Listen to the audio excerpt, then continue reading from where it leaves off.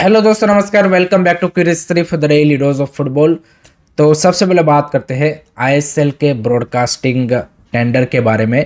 तो आज 8 of August was the last date to submit the official bid, लेकिन इस डेट को अब रिवाइज किया गया है एंड इसको एक्सटेंड करके कर दिया गया है 12 अगस्त, क्योंकि there were multiple queries by the interested broadcasting parties. And जो bid opening date 10th of August था, उसको भी 4 दिन एक्सटेंड करके कर दिया गया है 14th ऑफ अगस्त। यानी कि हमें 14th ऑफ अगस्त को अब पता चलेगा कि भाई आईएसएल का ब्रॉडकास्टिंग पार्टनर कौन होगा।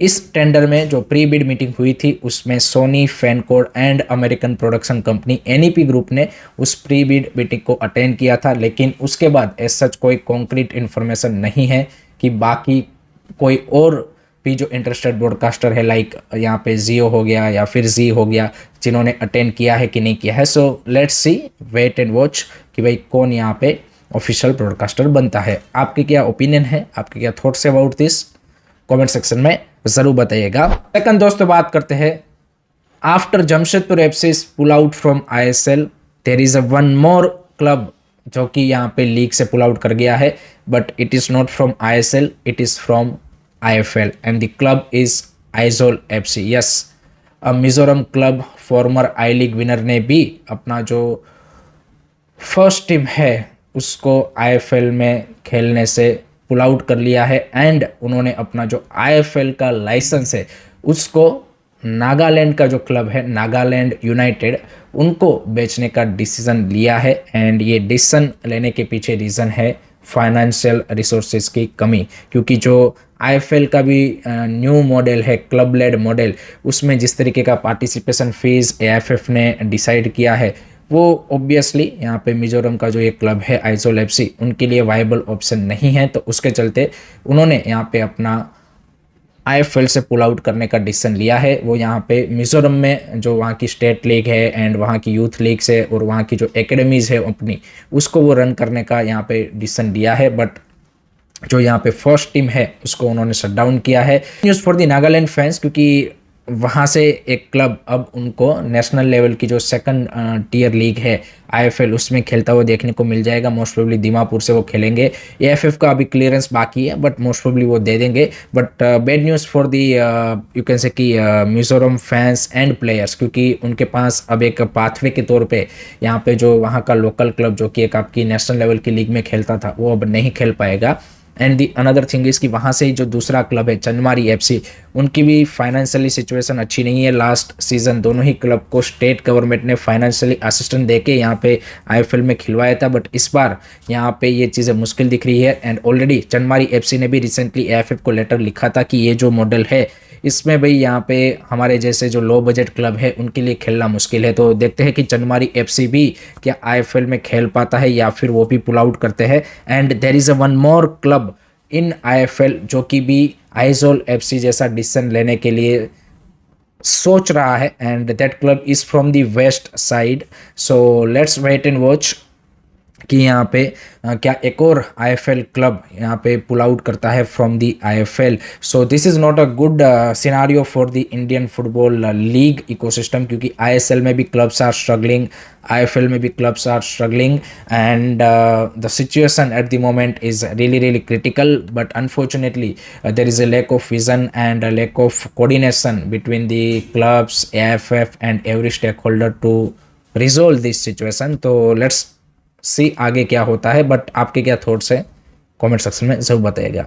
नेक्स्ट उसके बाद बात करते हैं मोहम्मद एनएससी का भी हालत भाई काफ़ी ज़्यादा बुरा है। एंड उनके जो रिसेंटली अपॉइंटेड प्रेसिडेंट थे उनको जस्ट 2 महीने में ही यहाँ पे जो क्लब ऑफिशियल्स है उन्होंने किक आउट कर दिया है, क्योंकि जो क्लब के कुछ यहाँ पे फाइनेंशियल ड्यूज थे उसमें भाई जो चेक है वो बाउंस हुए हैं। तो again same issue for Mohammedan SC जो कि वो पिछले 2-3 साल से फेस करते आ रहे हैं financially, and that's how they are running the club. So वहाँ पे भी सिचुएशन काफ़ी ज़्यादा बुरी है एट द मोमेंट, एंड उनको भी यहाँ पे इस सीज़न आईएफएल में ही खेलना है। सो लेट्स सी वो किस तरीके से इस सिचुएशन को हैंडल करते हैं एंड क्या वो रिजोल्व कर पाते हैं। आपके क्या थॉट्स है कमेंट सेक्शन में ज़रूर बताइए।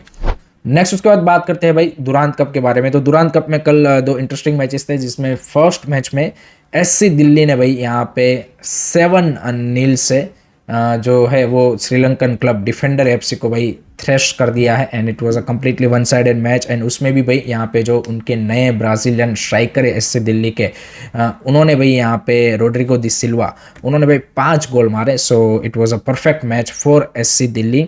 ऑन दी अदर साइड दूसरे मैच में भाई ईस्ट बंगाल ने एससी दिल्ली को 5-0 से पेल दिया है, and again another one sided match and complete domination by East Bengal. So दोनों ही जो आईएसएल क्लब है उनके लिए it was a comfortable victory.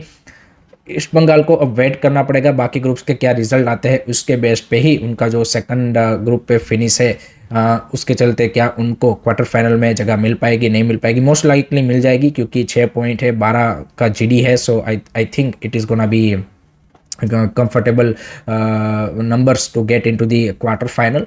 बाकी देखते हैं और कौन कौन सी टीमें क्वार्टर फाइनल में क्वालिफाई करती है। आपके क्या थॉट्स है, आपकी क्या प्रेडिक्शन है, कमेंट सेक्शन में जरूर बताइएगा। लास्ट में दोस्तों बात करते हैं फीफा प्रेसिडेंट जियानी इन्फेंटिनो के ऊपर एक और शॉकिंग एलिगेशन लगा है। एज पर दी टेलीग्राफ रिपोर्ट, जब यूएफए में जियानी इन्फेंटिनो जनरल सेक्रेटरी थे तब उन्होंने 6 फिगर में एक सम अपनी जो एलेज्ड लवर है जो कि वहीं पे काम कर रही थी उसको उन्होंने यूएफए का फंड ट्रांसफ़र किया था। एंड इस शॉकिंग डिटेल को रिवील किया है टेलीग्राफ के आर्टिकल ने।